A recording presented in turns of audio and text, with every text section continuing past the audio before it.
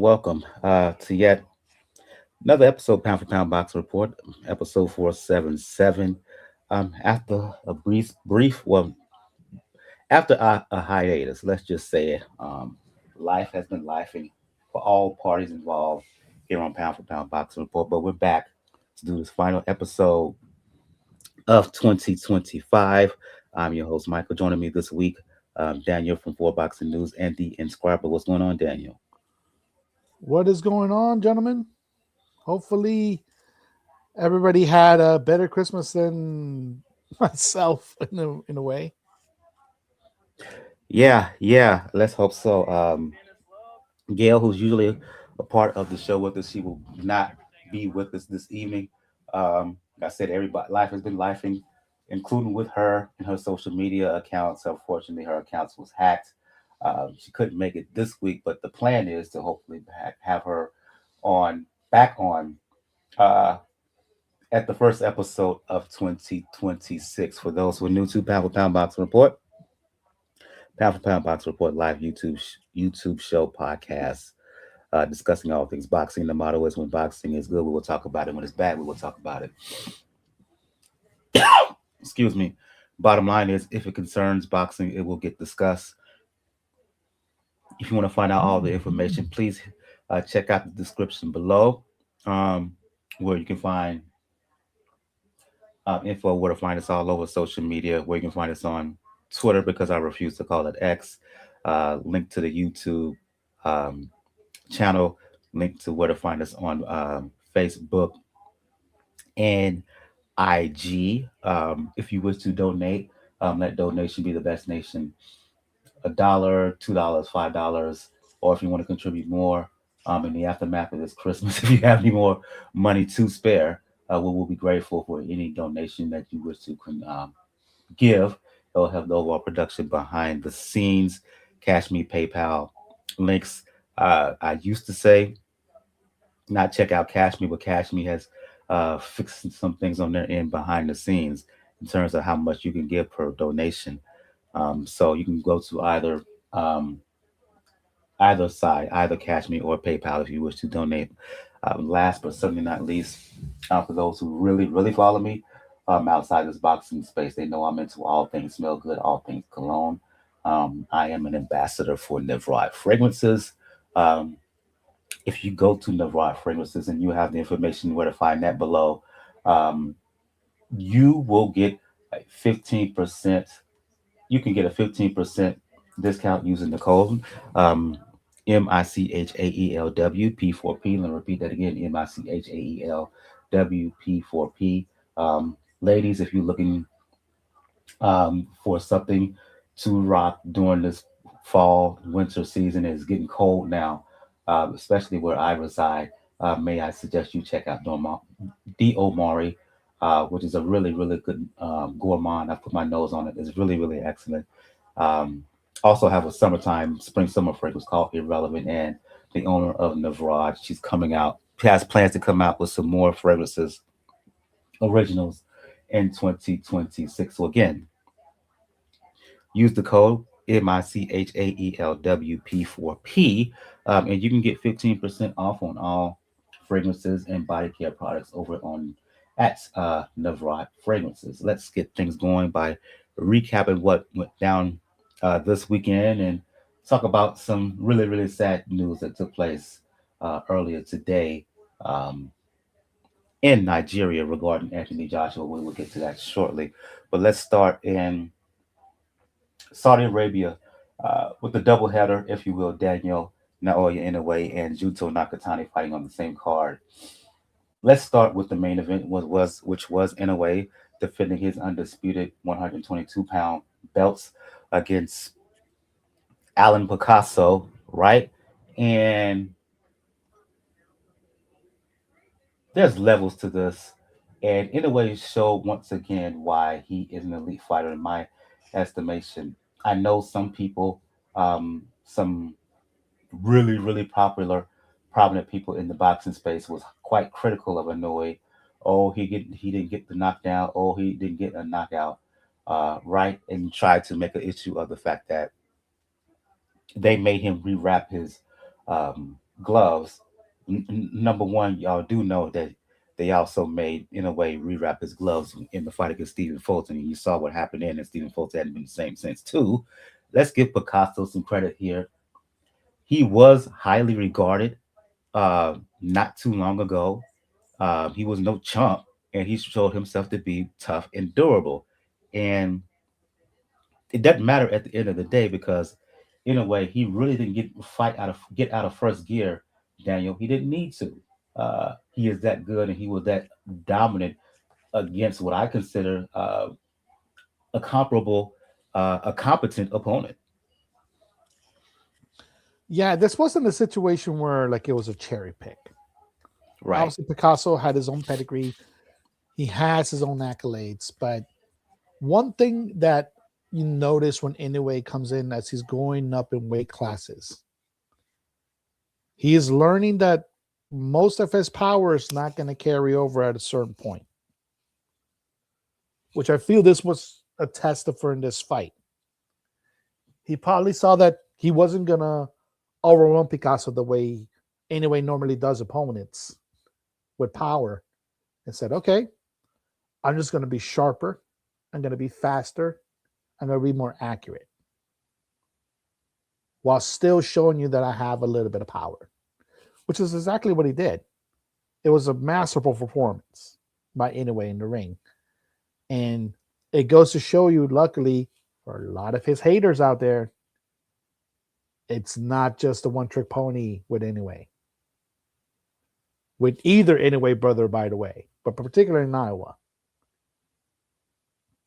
He's not just power. He is precision. He is accuracy. He's tempo. He's defense. All those facets were on display. And obviously, they had to be on display considering the undercard and the fight that we're all salivating to see in the lower weight classes right now. One of them, at least, because another one's maybe creeping up a little bit later. Indeed, indeed. And what Daniel's referring to is the co-main event, the chief carrying bout, undercard carrying bout, right? And that was Junto Nakatani, three division champion, moving up from 118 to 122, made his junior featherweight debut against Sebastian Hernandez. And to the surprise of a lot of folks, Hernandez gave a really, really good account for himself and carried the fight in a good bit of a good chunk during the second half of the contest. Nakatani ended up getting the decision, was it 15-15, 15-13 twice, and a score 18-13 that I disagreed with. I thought the fight was a little bit closer than that, but there are some who are suggesting that Nakatani lost. I thought he won, but I think the alarming thing was for many folks was the fact that at 115 and at 118 in particular, Nakatani was a devastating force. But the fact is that Hernandez gave him a tough go of it, arguably the toughest bout of his career, now has folks questioning Nakatani. Your reaction to what you saw? Again, Nakatani showed out in this fight. Yeah, it didn't have like the same knockout flow, but at the same time, he matched. Granted, I think he pretty much set the tone for what Inoue was trying to do. Show guts, show power, and at the same time, show that he can be versatile and be a two-way fighter, which is pretty much what he did.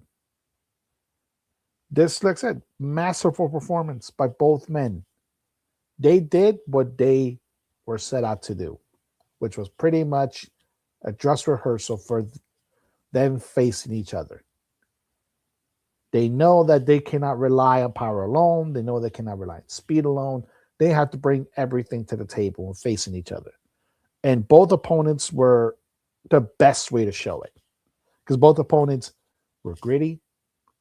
Both opponents had accolades of their own. And both opponents were not guys that are going to surrender in the first punch. So it was a great performance overall.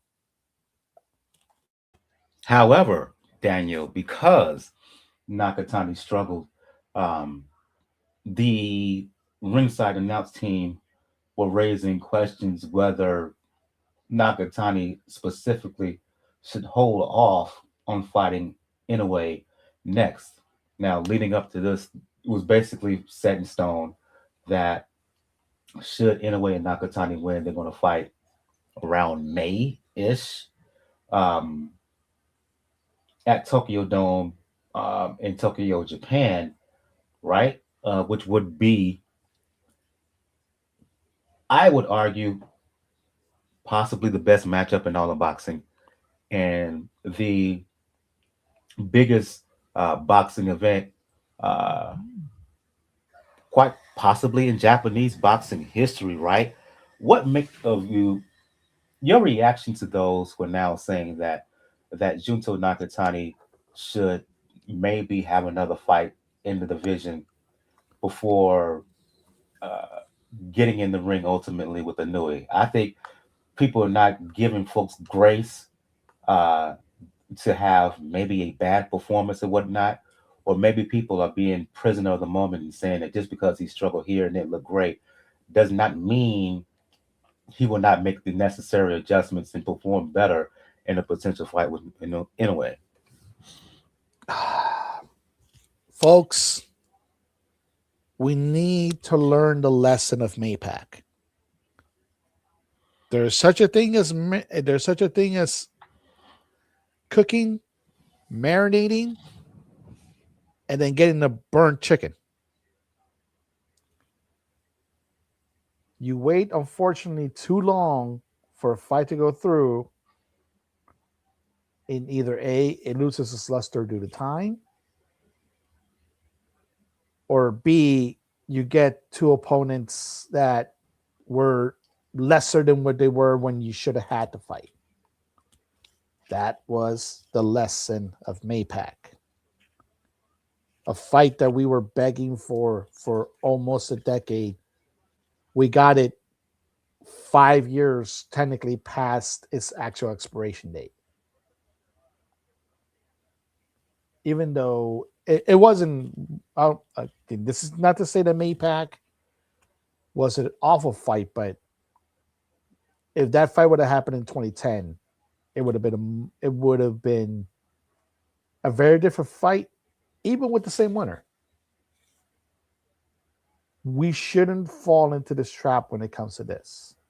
Now, I get it. You want to make sure that Nakatani has an outstanding performance, looks really great, but people can have bad nights. Like to me, Nakatani didn't really have a bad night. A bad night for Nakatani is him losing. That didn't happen. And quite frankly, remember, Inoue also has other goals in mind, other divisions in mind too. So they need to handle this as fast as they can and as responsibly as they can. If the fight's being made, that's perfectly fine. You have Nakatani have another fight. The fight may get delayed to June or August, which may free up negotiations for Inoue to have another fight, and then you just delay it again. Come on, folks. Let's not do this to ourselves. Okay, here's the thing. Um, whether it's the folks at Design or some folks at these other podcasts and whatnot, y'all don't have a say so, right? Y'all are not the determining factor because Japan itself, that nation, they want this fight.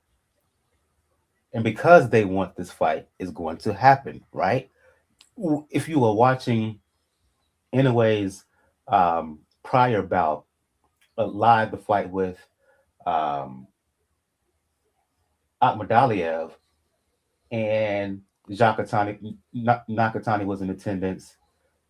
Inoue basically called him out while Nakatani was walking off, and the reaction from the Japanese crowd, right? Because that's a fight that's been talked about for years over there. it has no choice but to happen. So you can say that, oh, Nakatani's this, Nakatani's that. Um, y'all don't have y'all really don't have a dog in this fight, for real, for real. If you understand the dynamics of the Japanese boxing scene, don't think that this fight is basically verbal agreement of not in principle. All parties have agreed to this fight. They just had probably have they haven't made the announcement. That's what's likely the case. So because y'all you can have an opinion, but y'all are not judge, jury, and ruler of this. Y'all need to chill.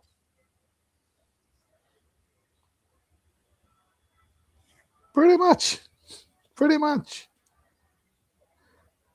Because sadly, this is the thing. And I think folks need to understand this. Much like the wrestling scene, Japan, and when it comes to boxing, is its own ecosystem. That's right. As much as you want to talk about, like, anyway, had to come here to build himself up, he did. And but he's still a bigger star in Japan. He'll sell out the Tokyo Dome still by himself. He could literally fight a mop and he'll sell out the Tokyo Dome. And arguably, if you really think about it, Japan does have a fairly good accolade when it comes to attendance in combat sports. People need to look up the attendance for the Tsukuchi Sakuraba Mirko Crow Cup fight in Pride. 90,000 people. 90,000. Inoue can do that with this fight with Nakatani. Independently of American, British, even Saudi promoters. Let's not kid ourselves. The reality is he doesn't need the United States market to be a multi millionaire. Uh, he didn't need top rank. Um, he is one of the few fighters in this sport where he is his own entity, right? And because of that, there's a certain level of freedom in what he can do, as opposed to many of your established stars, quote unquote, right? Mm-hmm. Uh, um, and the main thing is he wants to fight. He was on record a few years ago saying that he wants to fight Nakatani, and because he wants to not fight Nakatani, it's going to happen. Whether in May, whether it's pushed back to June due to Nakatani's eye being swollen nearly shut in the wind over Hernandez, um, doesn't matter. Nakatani anyway is going to happen, and there's a high probability it's going to happen next. Now, while this card was happening, uh, also in Japan, you had low key one of the best fighters in the low weight divisions over the last 5 years. I will argue Daniel Masamichi Yabuki, uh, two division champion, right? In his previous bout, he won a belt at 118, decided to stay at 112, fought very competent Felix Alvarado, former champion himself. Exciting bout. Yabuki stopped him in the 12th round. There are certain cases where fighters, instead of diminishing, um, they really hone in their skills and they kind of blossom slash bloom at a late stage of his career. That's what's happened with Yabuki, especially post that rematch stoppage loss to Kinshiro. Yeah, unfortunately, because of the Inoue fight, I missed this fight, but and that doesn't surprise me in the least. It is surprising though. Like, I know, Mike, you and me just briefly talked about this. How weird was it that another fight of this caliber was on in Japan at the same time, Right. which also proves the previous point I made. It's its own ecosystem. You can have two cards of this caliber in the same country at the same time.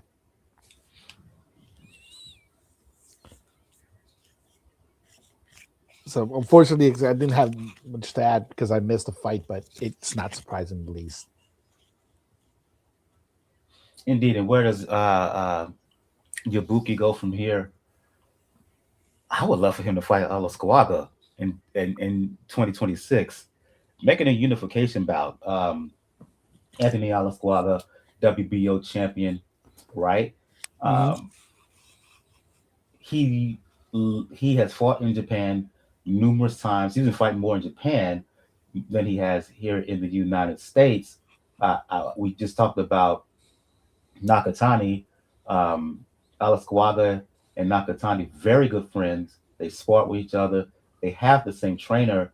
Um, to me, it's a natural that that Yabuki, at this late stage of his career, gets another big fight in the bank. And why not a guy who loves to fight in Japan, who loves the culture in Japan, like Olasquaga? Yeah, that would be fun. That fight would be fun. And keep in mind, folks, this is the lower weight divisions. Lower weight divisions are the masters right now of unification fights. You get legitimately the best of the division fighting each other. So enjoy it, folks. Enjoy it. Absolutely, absolutely. Let's move on to some news here.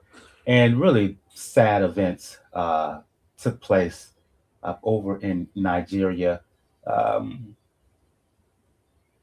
the buzz around surrounding Anthony Joshua has been pretty significant since he did what he did to Jake Paul, breaking his face. Right, um, newfound fan base here in the United States. I mean, he was the talk of that fight afterwards, not Jake Paul. And in the process, he just showed what a fraud Jake Paul is as a professional fighter.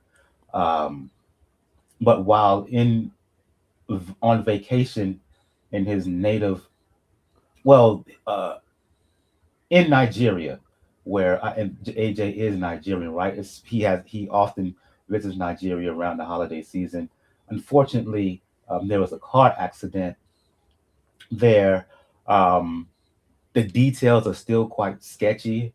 We don't know fully what happened as of this live recording, but the result is that um, excuse me, while Joshua sustained minor injuries, unfortunately, two of his friends who were passengers in the vehicle with Joshua um, died as a result of the accident, including AJ's personal trainer. Um, just sad all around. You never want to hear anything like this regarding anyone, regarding any fighter, and coming off of that high against Paul. This is just something you hate to see, you hate to hear about. Video has now surfaced of Joshua after the bout in quite a bit of distress. Um, Fortunately for him, again, just minor injuries, but still, there was tragedy involved. Yeah, that this is shows unfortunately the highs and the lows of life. Like I said over a week ago, Joshua had a big payday, had an emphatic win. Granted, to me, he should have done that 30 seconds into round one. Screw whatever take it easy clause Baron McGuigan told him he signed. That should have ended because that was going to be the end result either way when it comes to Jake Paul. Hopefully, this ends the farce of Jake Paul as a fighter. He does well as a promoter, but as a fighter, I don't need to see that crap ever again. But to go from that, go go to Nigeria, just enjoy like even the post fight high while waiting to see what's going to happen next in the division, and then something like this happens. Indeed, Sinagami and Latif Oyodele, or Oyodele, if I'm pronouncing it wrong, please, my apologies for that, were the two friends, the two associates of Joshua who unfortunately lost their lives. And we here at Pound for Pound Box Report offer our condolences and send our thoughts and prayers uh, to Gami and Oyodele, again, who passed away. Again, for those who are listening and unaware, over in Nigeria, um, Anthony Joshua was, and some associates of his were involved in a car accident over in Nigeria, and two of AJ's, excuse me, closest friends, unfortunately, uh, passed away. We send here our deepest condolences um, to those who lost their lives. Let's move on to some more news events, right? And during our time away, Bud Crawford, he announced his retirement from the game. There are some who are skeptical about his retirement. Is it real or not? He has decided to vacate all the belts. The ramifications of that, right? Involving David Pacheco and others. Uh, um, Title fights have been ordered. First, your reaction to the retirement of Bud, and what does that open up for the now very open super middleweight division? First, I had to double check to see if it was true. Now, like I said, you, me, Mike, we're privy to luckily access to people that are very close to these fighters. I made the inquiry and it was confirmed. And in a way, it doesn't really surprise me when it comes to Bud because A, he wasn't really going to get undisputed at 160, not with unfortunately what happened with Javanek and testing. And on top of that, before he retired, he pretty much told Mauricio Suleiman to go fuck himself and the WBC to go fuck themselves and vacated their belt when they try to force more money out of his pocket.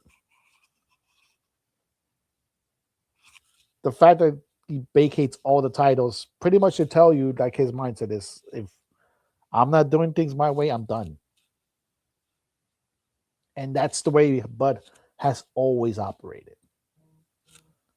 He's always been the type of fighter that can march to the beat of his own drum and is willing to go outside the box if he needs to. And it has gotten him rewards. Let's keep in mind, folks, that before even like 4 or 5, maybe 6 years ago, he was under the Top Rank umbrella and was probably one of the earmarked fighters for Manny Pacquiao.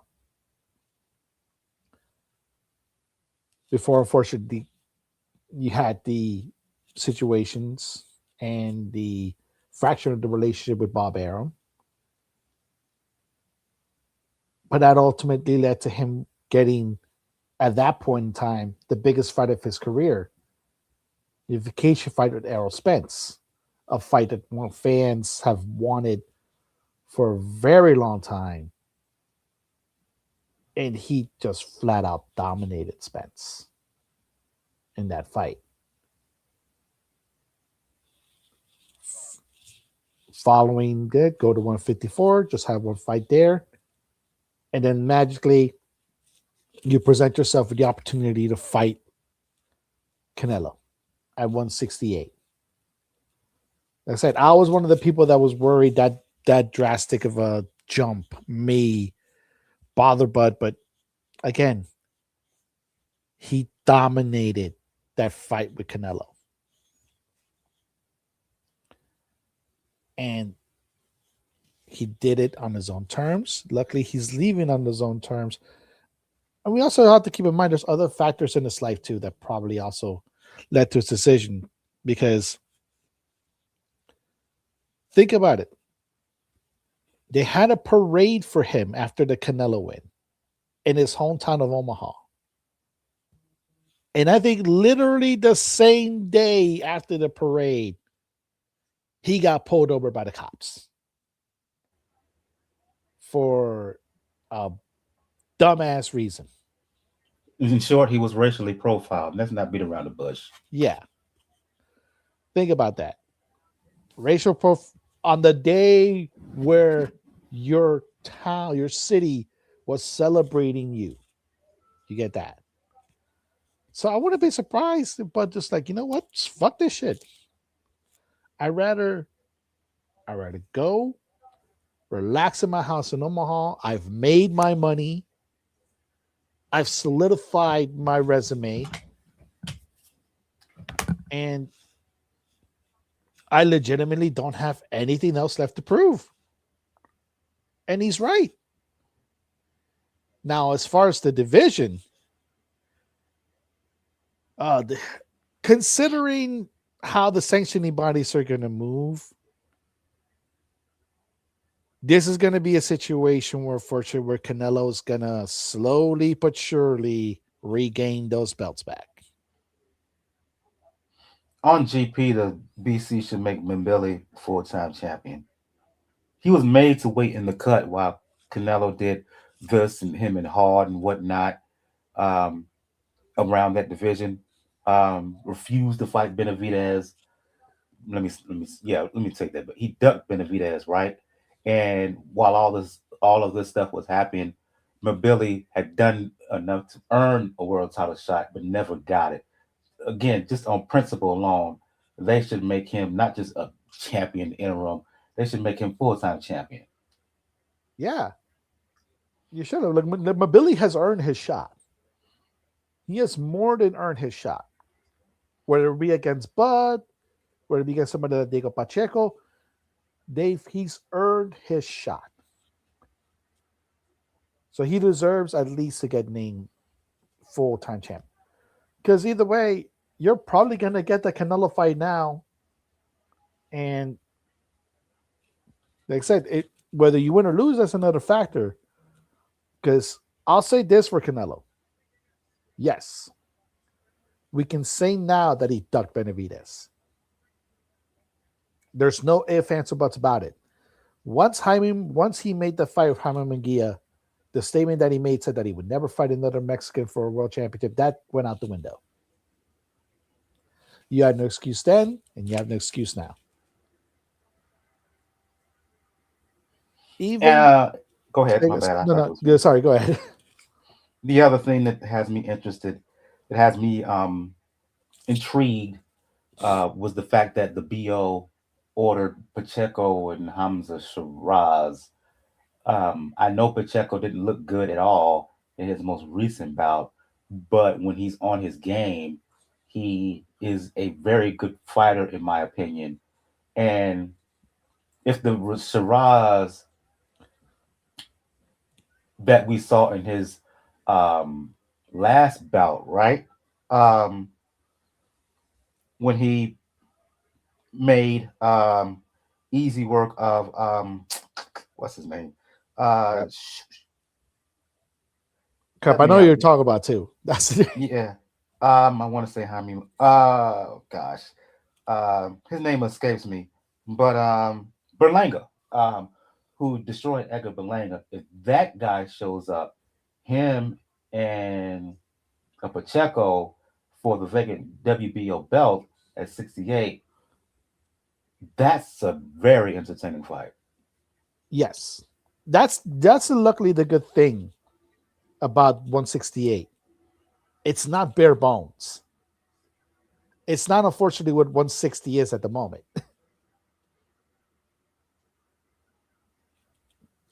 And but so there's plenty of things to be intriguing about. But like I was gonna say, when it came to Canelo, I'll give this to Canelo. At least, even with all the ducking, even when done, he's at least willing to take a loss and not excuse his way around it. Because we gotta admit, he didn't give an excuse for when he fought Bud. He said, just a better man. I couldn't figure him out.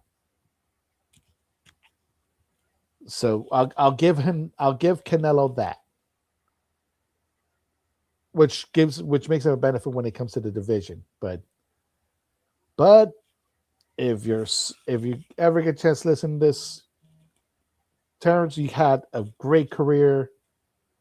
I have been a fan ever since lightweight, ever since that fight with Gamboa. Enjoy your retirement. Go be a husband, go be a father, maybe even try to be, maybe if you love the sport in a way, be a trainer, like help Bomac out, learn the trade, because the sport of boxing, while losing Bud as a fighter, will gain probably far more with having Bud either be involved in management or as a trainer. And I echo what Daniel just said about uh, Crawford. Salute to his career. He didn't have to prove anything else. Um, One of the best fighters, arguably the best fighter of his generation. Um, all he has to do right now is just sit back in the cut, chill, do what he wants to do, and waits to the Hall of Fame calls him, because he's going to be a first ballot Hall of Famer, no doubt about it. Let's move on to some news. Let's move on and talk about some fights that's going to happen this upcoming weekend. This is going to be a very short um, episode. The goal is to get this done in between. Okay, one question here, comment here. Hey, what's up here? Curious. Oh, First Enigma, time what's here. up? Bye bye, Enigma. Yeah, yeah. Uh, I'm unfamiliar, Dan, and you tell me about this cat. All right, Enigma V4. He is a cat that I've met in the wrestling space. He actually has his own podcast too, at the Berkeley Glory, and he loves listening to podcasts. Has said he loves listening and for late nights when he works. Hopefully, I introduce him to this one, and when we get Gail Enigma, you're gonna hear a lot more discussion. Trust me, because luckily, Mike and I were also we're wrestling fans as well. Well, obviously, you know this Enigma, but okay, enjoyed, like I said, watching the show. We're probably, hopefully, 2026 is a better year for the sport, and we'll get a lot more enjoyment. Thank you for joining, Mr. Enigma. Make sure while you're listening, make sure to hit that like button. And if you choose, make sure you hit that subscribe button and share the episode around while you're checking us out. And while you're at it, if you want to find out more information, again, just hit me up or hit up on Twitter, because I refuse to call it X. Pound for Pound Box Report, the description and the info, all that is below within the description area of this space. Move on, and let's move on to some fights that's going to happen this coming week. He says, funny enough, I'm here at work. So you're correct. I do love listening while I work. I appreciate you listening live, sir. Hope you continue to listen for future episodes next year. Future fights is happening this coming weekend. Focus on the ladies here in Puerto Rico, to be specific. San Juan, Puerto Rico, January 3rd on the zone. The return of Amanda Serrano. Last time we saw her, as far as I was concerned, she was soundly defeated in the trilogy bout against Katie Taylor. Up at 140, she moves back down to 126 pounds, where she defends her unified featherweight titles against um, Reina, Tellez. In the aftermath of that trilogy fight against Taylor Daniel, I'm beginning to question whether she's on the other side of her prime, right? She just didn't have the pepper. against a Taylor who's been in some tough fights, a Taylor who is older, right? You would think that the amount of effort that Taylor had to put in those wins against in the two previous fights with Serrano, that she may be on the a fighter on the decline, but it looked the very opposite in the trilogy, coming off of that loss and her moving back down to 126 pounds. Uh, do you think she still has quote unquote it? Or can Tellez even give her the kind of test to prove whether Serrano still has it? There's a fight to test it. It would be this one because I've said it for years, folks. Unfortunately, when it comes to Amanda Serrano, the fact that she fluctuates so much in weight classes, not just in boxing but in MMA, that will eventually catch up to you. Now, unfortunately, with the Taylor fight, that wasn't so much what happened. It was more the fact that she changed her style to please judges, and it wound up burning her in the end. In this case, like I said, moving back down, as long as Amanda Serrano fights her fight, which is being good defensively, but putting pressure, landing body shots, landing good combinations, as long as you have that, she will still have it. But I'm still afraid, like I said, just jumping from weight class to weight class, that will eventually wreck your body. It'll eventually catch up with you. And but I do hope it doesn't happen to be the case. And I hope once that can happen to the body, it isn't in the boxing ring for Amanda. On the undercard, um, Stephanie Hahn, who has a lightweight belt, right? Mm-hmm. Fighting Holly Holm. Here's the thing for me, Daniel. I wish this was a 34-year-old Holly Holm instead of a 44-year-old Holly Holm.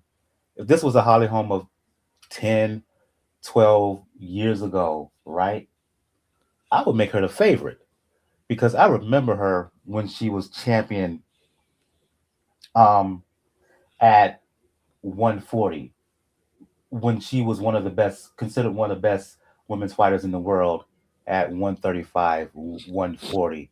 I just don't know if she has, excuse me, enough left in the tank at this age to beat the younger, fresher, um, speedy, and tough Han.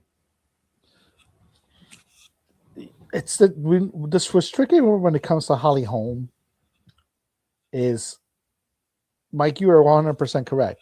If this was the Holly Holm from a decade ago, which interestingly enough, I believe would be the Holly Holm that ended Ronda Rousey, effectively broke the invincibility of Ronda Rousey.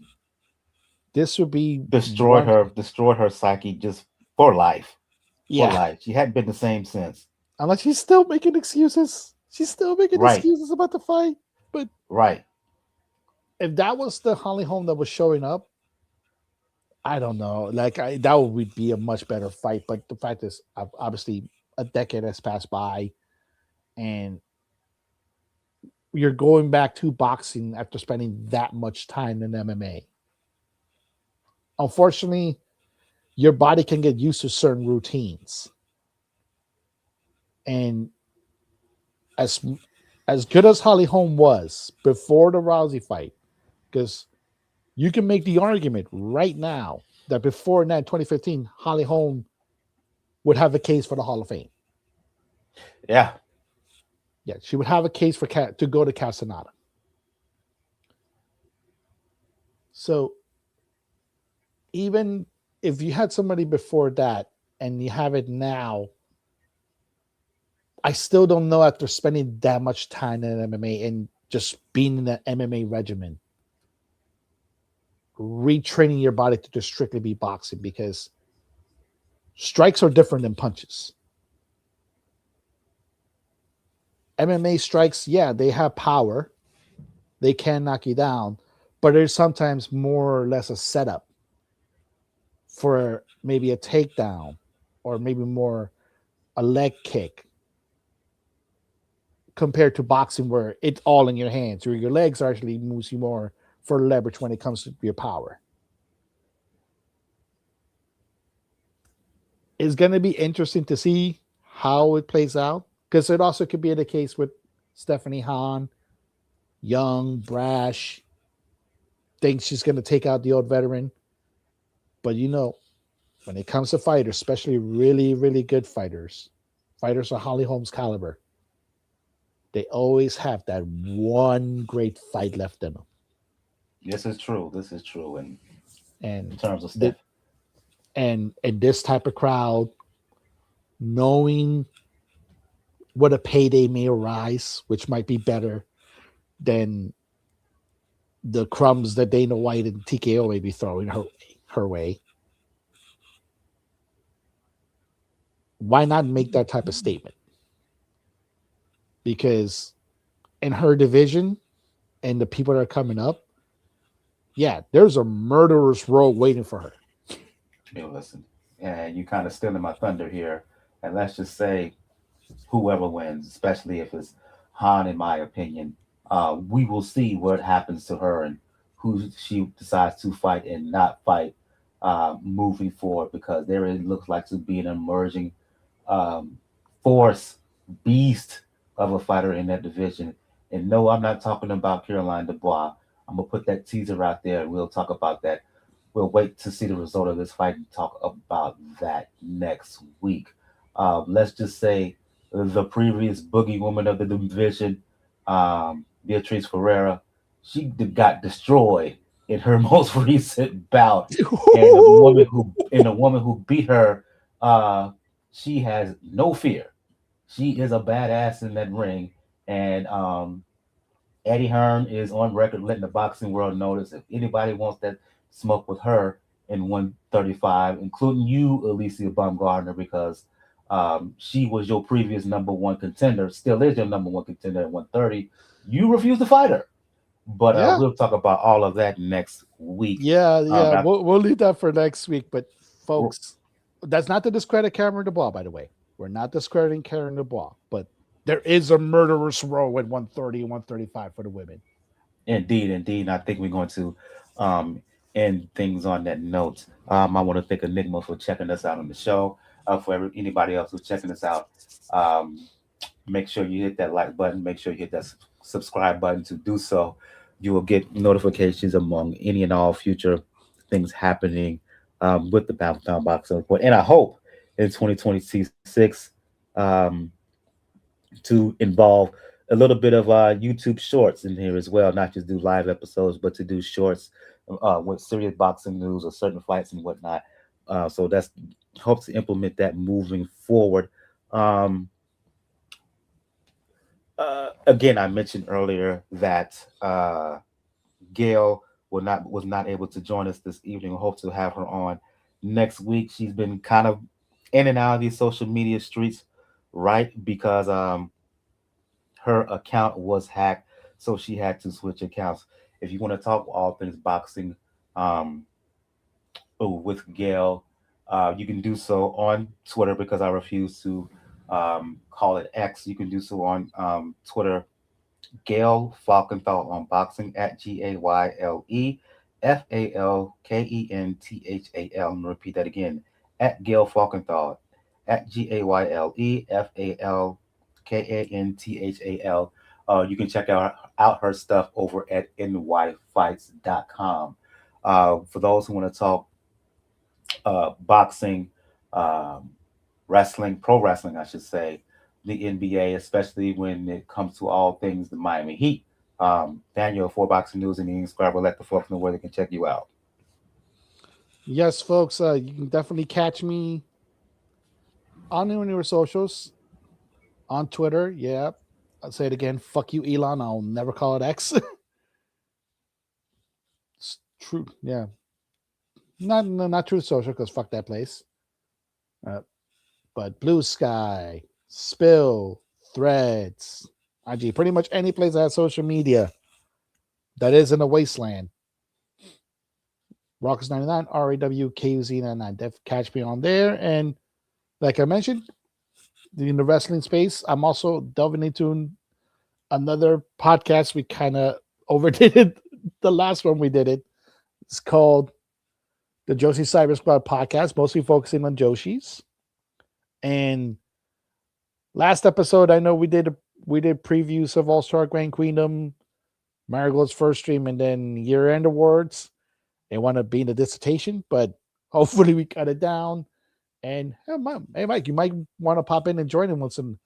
That's a little bit because some of them are fans of the Sweet Science too. Some people in the podcast too. So we may have some collaborations here and there. Sure, sure, no problem. You have my private number, or just hit me up on Twitter, but now just hit me up behind the scenes, and we can see if we can get something going. For those who want to talk boxing, music, fitness, and cologne slash smell good, you can do so um, on Twitter, Brother Jr. at Brother JRSC. You can also do so on IG, Brother JR76 on Twitter. Excuse me. You can do so on IG, Brother JR SC. Uh, on the next episode, we will have a recap of Amanda Serrano and her title defense against Reina Tellez, Stephanie Hahn defending her WBA 135-pound strap against um, Holly Holm. And we'll probably do a preview of what I think has the potential to be very interesting and very entertaining bout as Subriel Matias defends his WBC 140-pound title against Dalton Smith. Smith has been he has done put in the work to earn his world title shot, and he'll finally get it. So we'll talk about those upcoming bouts and maybe some bouts on that card. Javier Centron is going fighting on that card. We may entertain some other bouts as well. Um, Oh, I almost Thought I had forgot, some Mike. break. Mhm. No, I I almost forgot. We did one fight that we forgot to talk about because obviously it's going to be New Year's. Interesting enough, back in Japan, You're right. we You're right. we You're right. Kazuto Ioka's also he's fighting on the 31st on New Year's Eve in mhm. Japan. Fighter's not well known. Um, Yeah, Michael Ordoscori. Yeah, he's moving up technically to 118.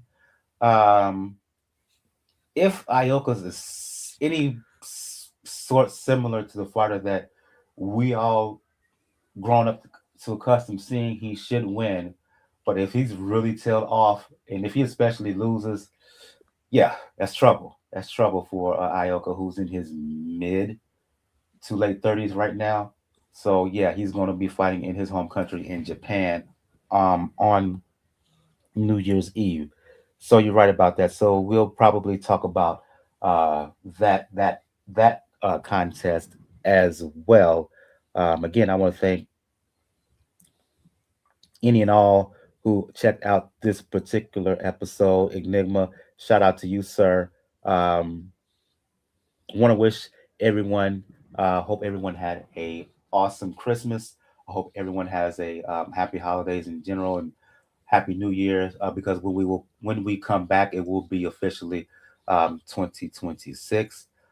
So for Gail, who wasn't able to make it this evening, of nyfights.com, for Daniel of For Boxing News and Ian Scriber, um, this has been episode 477. I'm your host, Michael. We will see you guys next time. Everyone have a good evening. Good night.